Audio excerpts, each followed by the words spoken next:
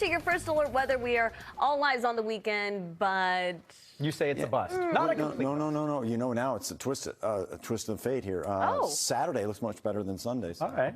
Yeah, it's a little twist. It's weird. We were thinking both days, we're going to dodge storms. We're going to have a lot of them around. Now, Saturday, we weeded out a lot of them. And then Sunday, it looks like mainly in the afternoon. So that's a much improved weekend forecast. Yeah. We like that because I think all Saturday, I think it was supposed to rain for the majority of the day. So that's good news. We waited, and it's good to wait, too, to like the day before because guidance and models, it can be fickle in thunderstorms. Well, what's on tap for tonight for folks who maybe they're going out to the feast in the north end? I do see a few thunderstorms or some downpours out there. Right now, Boston is a looming threat right now as the sea breeze kicks in and tries to push up the clouds and build them into downpours we've seen around the city. You can see the dark skies right behind us right now, 80 degrees. East-northeast wind at about 9 miles an hour, feels like 83.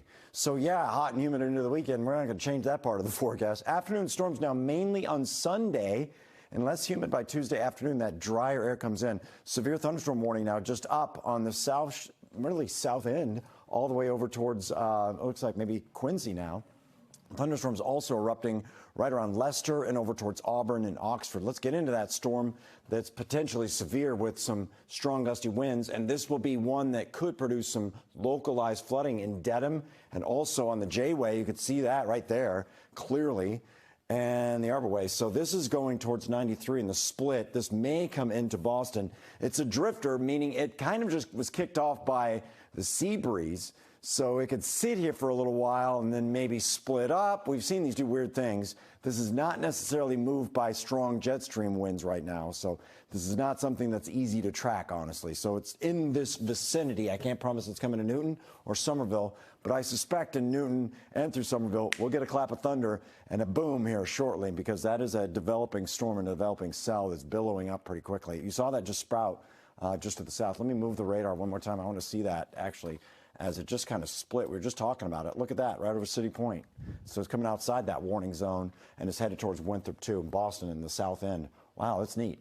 Sometimes that does happen with these cells. Also more in the way of offshore now of Cohasset, but we could still develop some on the South Shore, too. 83 right now in Lynn, 87 in Hull, 80 in Milton.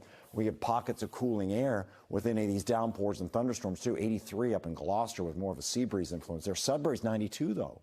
And it's still in the 90s on the South Shore of Marshfield, 87 in Worcester. So the numbers are all over the place. But the dew points, they have not changed. No, still in the lower 70s. So a lot of humid air. And we're just waiting for that Tuesday drop. Look at this. I mean, through the weekend, it's just all soup. And then this big slide and a leveling off by Wednesday, coming in Tuesday afternoon, going through Wednesday.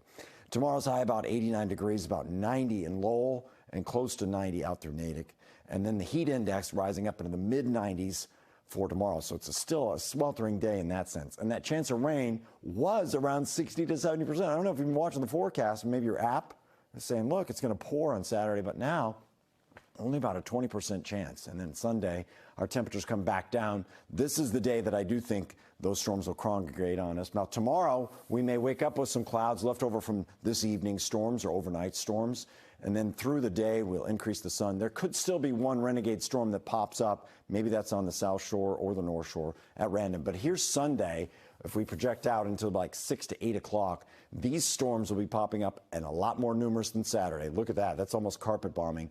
And we do expect that there'll be quite a bit of heavy rain out of any of those storms that form. But it's late in the day, closer to 6 p.m. We also have a tropical system that we're tracking, too. Didn't have much time to get into that, but I will next half hour.